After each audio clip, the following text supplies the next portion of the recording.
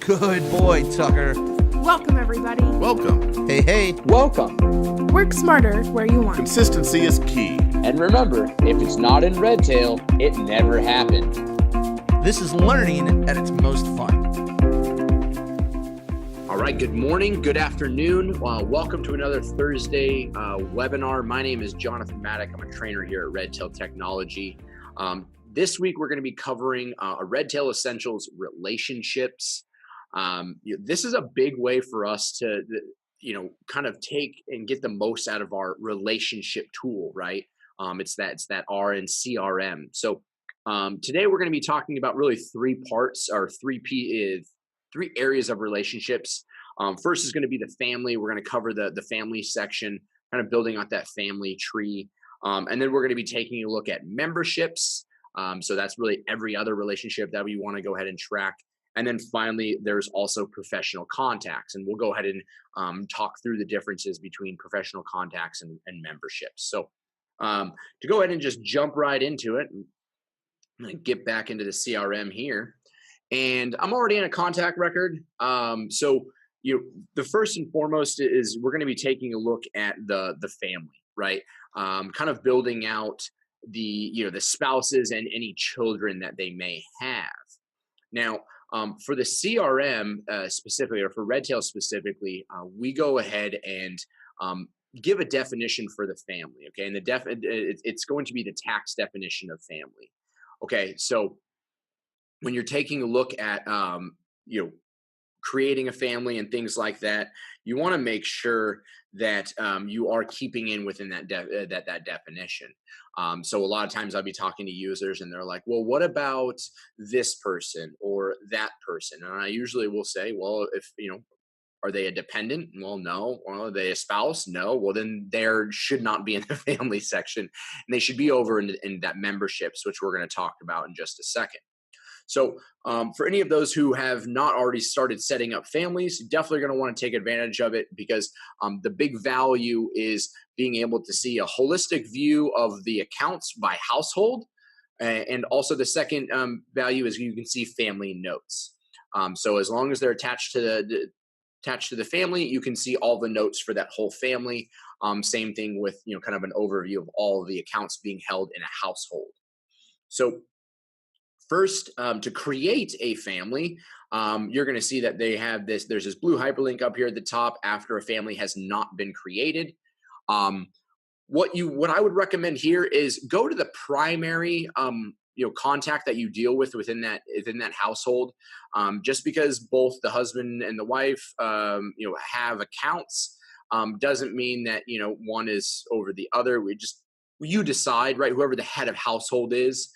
You start there. So go into that contact record, and then you're going to go into create a new family. So you just go ahead and click that, and it's going to prompt you to create a family name. Now, the suggestion that I have for you here is think of the family name as the way in which you would address this family on your Christmas card, right? Is it going to be the Richards family? Is it Mr. and Mrs. Richards? Or is it are they a single individual where we're reaching out to them as Mr. Reed Richards, right? That is going to be up to you to decide. But one thing I can really recommend is try to be as consistent as possible.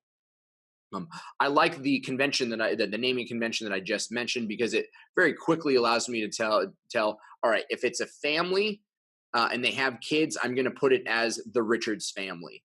If they are two adults that no longer have kids, or the kids have moved on, or they just never had kids, put it as Mr. and Mrs.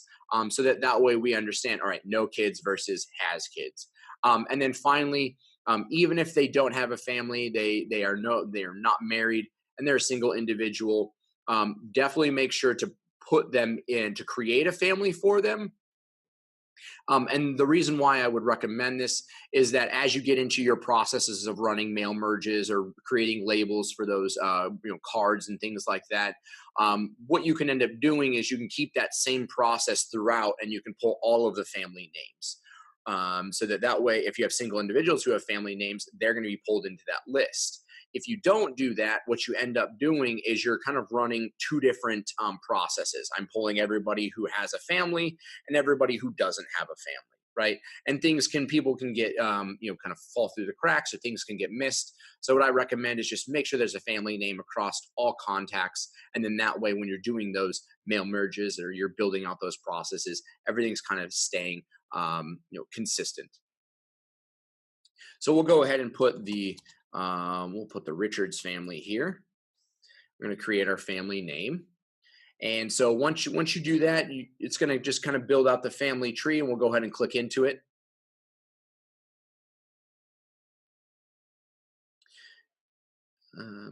Now we'll go ahead and we can add a spouse. And you can add a spouse by just clicking the add spouse button, and it's going to prompt you to input a contact's name. Now, I know that he is married to Susan Storm, or Sue Storm. So I can go ahead and add her because she is already a contact in the database, right? So I can just go ahead and click her, and I'm going to add the spouse, and I'm all good to go. However, what you'll also see, I'm just going to remove her real quickly. We'll do that again. So I can add a spouse, and if the spouse isn't already a contact in the database, what's nice here is that it will actually prompt you to create a new contact based off of that contact's name that you're inputting here. So Susan Storm is her name, and you're going to see that it prompts me in parentheses, it says new contact. By clicking this and adding spouse, what it would then do is it would create a brand new contact, and it would attach it to this family.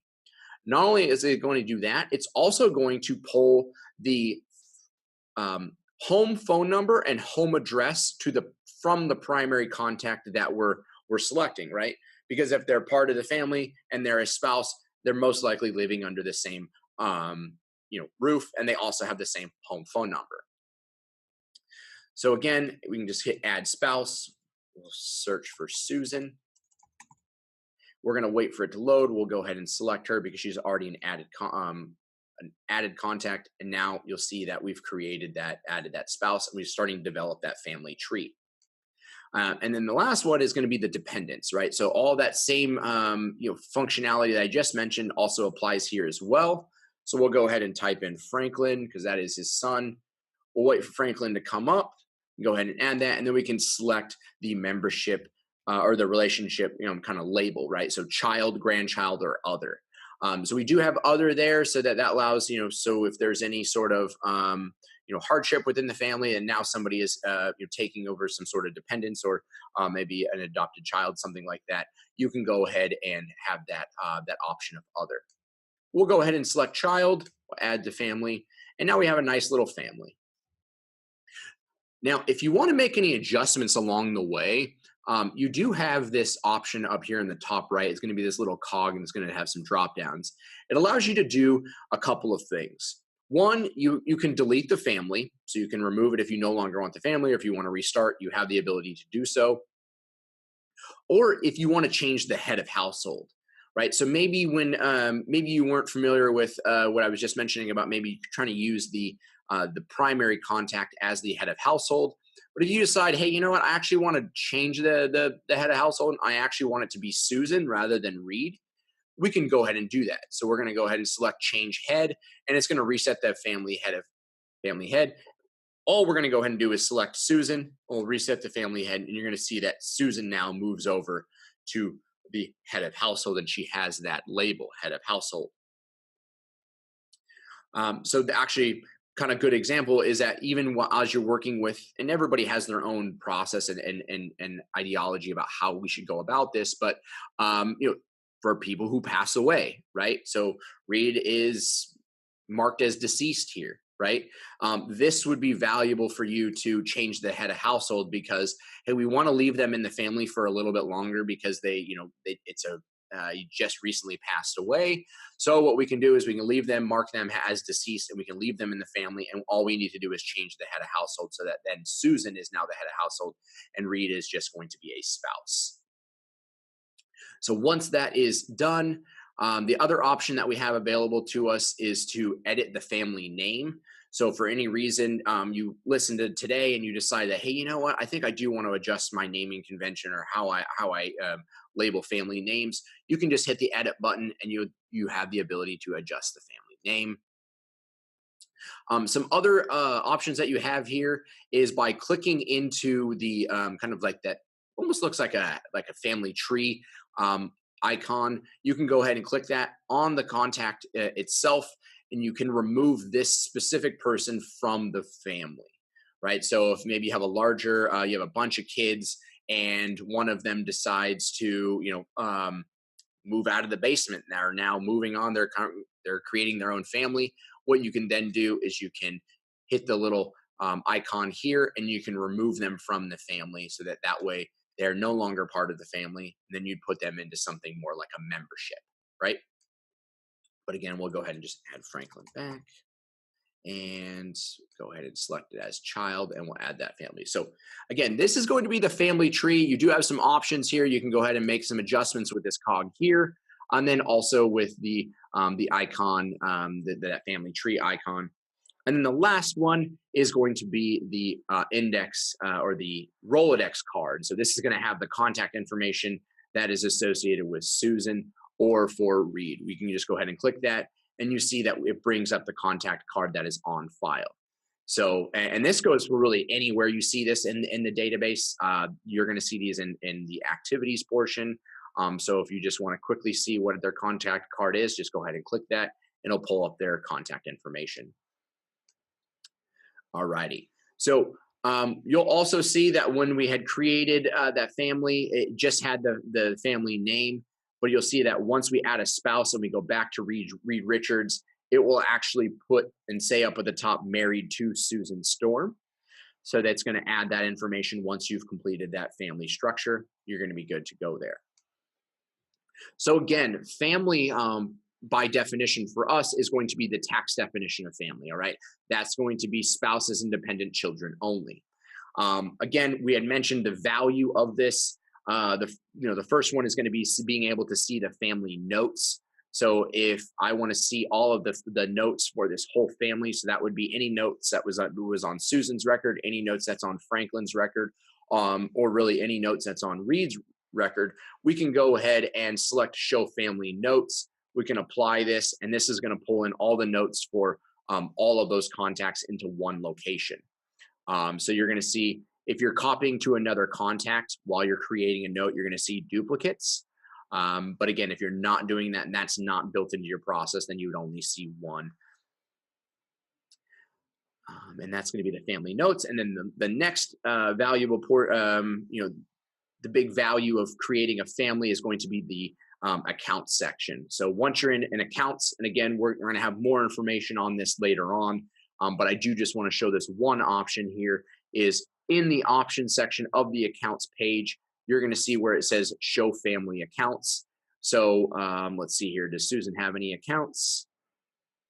Susan does not have any accounts. So you will see any additional accounts will go ahead and be added in here. And this balance right here will increase because I'm going to be seeing Reed's accounts as well as Susan's. And then even if Franklin has maybe a 529B account or something like that, we'll be able to see all of those values together. And you'll see that right here. It says family account. So that's what I'm currently viewing. And then I can go ahead and hide that by saying hide find with family accounts. And it will then just prompt us and only show us Reed Richards accounts. So it's just his. Now that's going to be the big value of setting up that family, other than, being able to see who's married to who. And that's probably pretty important to you as well. Now, we talked about the family section, but if you have relationships that you want to track within the CRM that are not family, you're going to go ahead and do that through really two ways. But the first one, and probably the biggest one that I would recommend, is going to be through the membership section.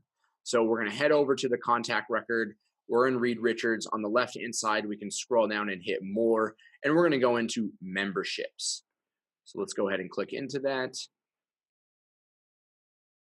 And you're going to see that we have relationships that are, or we have contacts in the database that have relationships with other contacts in our database, right? And we're really trying to link those together.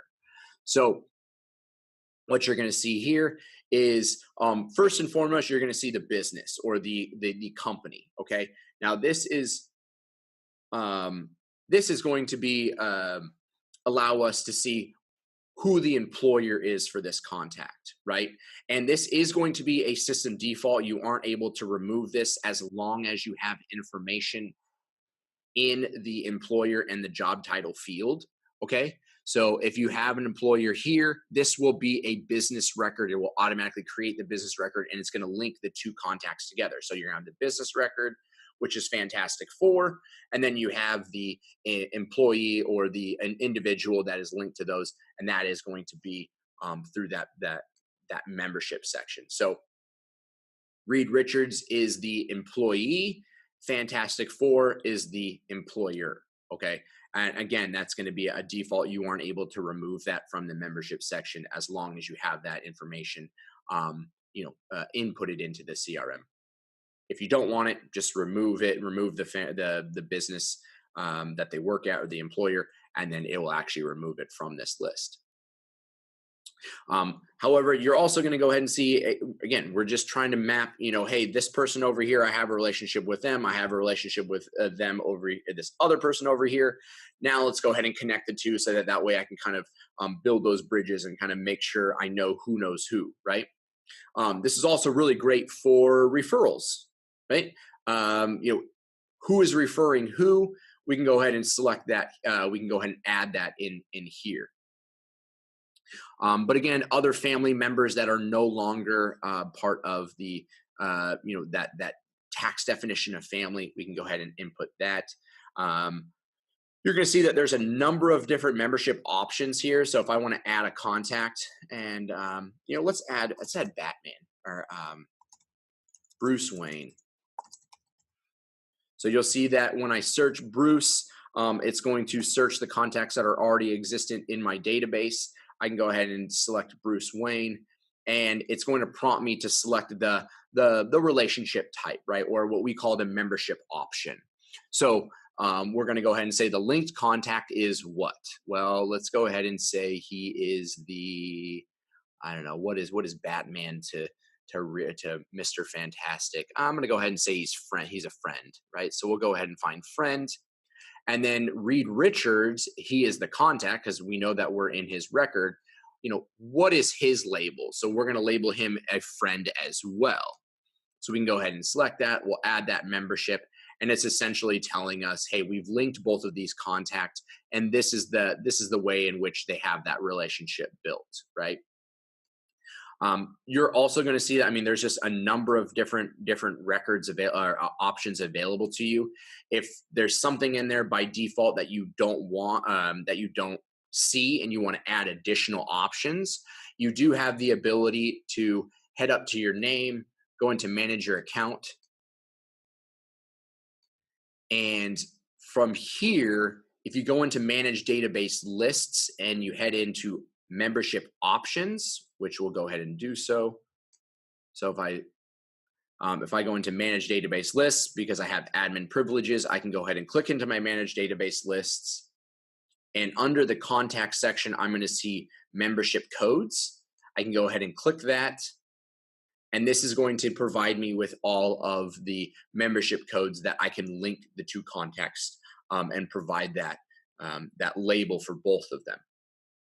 You're going to see that there's a number of system defaults. You can tell that they're a system default because you cannot remove them with the action icon. But then you can go ahead and add and remove any ones that you would need to here, and you can add them. So we'll hit the add button. We can go ahead and give it a name, and I don't have anything specifically that I want to put here. But what I do want to go ahead and let you know is that there are different membership options based off of the contact type, right? So if you're all familiar with the contact type, we have individual, business, trust, association, and a union. We'd essentially be saying, hey, I'm not going to have an individual and a business be friends, right? That membership option just doesn't really make sense to me. So what we can do is we can have specific options for us depending on the different types that we're linking, right? So if I'm linking a business with an individual, then maybe I put employer or 401k provider or 401k recipient, right? Something like that. If we're doing maybe some group policy stuff, we can go ahead and link those membership codes there. Whereas if I'm doing an individual to an individual, there's a lot more options that I have, right? So a friend would be an individual to an individual because I'm linking two contacts, right? I'm not going to necessarily be not going to have a friend with, that is a business. So again, you do have the ability to add additional membership codes in the manage database list section. So that is going to be the memberships option. Now, a couple other things that you do have available to you, and I know this was covered, I think, a couple weeks back in another section, but since we're talking about memberships, if you're looking to run or export some sort of list of all of your memberships on an individual level, you can head into the contact record here. And you can head up to the common tasks in the top right-hand corner. It's that stack of papers. Go ahead and click that. And what you're looking for is run a report, and you're going to see membership report. And what this is going to do, it's going to list out all the memberships that you currently have for this contact. Now, by doing so, you can maybe put that into your, however you feel you need to go ahead and utilize this, you can go ahead and do so. And you're going to see that it just looks, it's a PDF version of what we are looking to provide. So you'll see it's going to show you the name, the type, and then who the linked contact is and what their relationship is. So again, you do have a way to extract some of that data. Alrighty. So that is going to be memberships. The last one that I want to touch on that is actually very underutilized, but I think that there is definitely some power to it, is going to be the professional contacts section. So the professional contact section is going to be in Know Your Client. So head over into a contact record, go to Know Your Client on the left-hand side. And once we are in there, you're going to see where it says professional. Go ahead and click that tab, and you're going to see where it says professional contacts. Now, I've gone ahead and already added Bruce Wayne, but what we can then go ahead and do is if you want to add an additional contact, you can just hit the add button within there, and it's going to actually search records that are already in the database. So we've already put Bruce Wayne. Let's maybe put Bruce Banner because I know he's an Avenger, right? So we'll put Bruce Banner, and then we can go ahead and select the type of, very similar to the membership section, but we're going to be taking a look at the profession type. Okay, so this is also a customizable list. The system defaults are already built in with more of an attorney, CPA, doctor, insurance, other, or power of attorney. We've gone ahead and added beneficiary, so you can go ahead and do that. The big benefit to this is that you have the ability to search based off of professional contacts. Okay, so what we can go ahead and do here, and I think the value of this is like, and this has actually happened to me with one of my offices, is they had an attorney that they were getting referrals from that had this article printed in their newspaper. And it was just kind of congratulating about all the services that they were providing and the things that they're doing for the community. So what they wanted to do is they wanted to search everybody who had that was in their book of business who also was, using this attorney. So that way they could go ahead and send the article out and let them know, hey, when you see whoever I forgot the guy's name, whoever they are, hey, congratulate them on their accomplishments. So what they did is they went over, they had, were using professional contacts. They were setting all that up. Then what they did is they headed over to the contact section and they went to the advanced search, and they were going to search based off of this information. And to do so, you're going to go hit the type, and you're going to go down to professional contacts. And then you have the ability to select based off of the type or the contact. So you can go ahead and say, show me all of my professional contacts that are labeled as an attorney, right? So if I say type equals to, and we'll go with attorney, and I can go ahead and run this.